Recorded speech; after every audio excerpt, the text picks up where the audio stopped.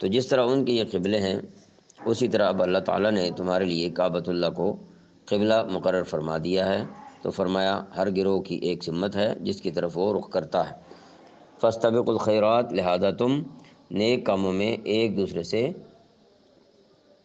آگے بڑھنے کی کوشش کرو، لہذا تم نیک کاموں میں ایک دوسرے سے آگے بڑھنے کی کوشش کرو۔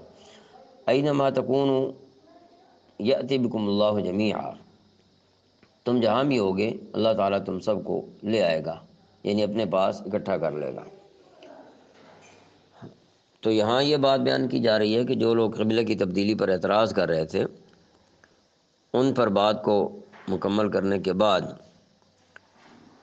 حجت تام کرنے کے بعد مسلمانوں کو یہ ہدایت دی جا رہی ہے کہ ہر مذہب کے لوگوں نے اپنے اپنے قبلے الگ الگ بنا رکھے ہیں، اور تمہارے لیے یہ ممکن نہیں ہے کہ اس دنیا میں ان کو کسی ایک قبلے پر جمع کر سکو۔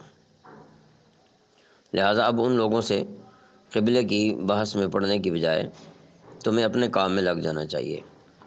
اور شاید فاستبقوا الخیرات کے اندر بھی یہ اشارہ ہو کہ اب جو قبلے کی طرف منہ کرنے کا حکم آ گیا ہے تو یہی اب نیکی ہے، اور اس نیکی کی طرف آگے بڑھ جاؤ۔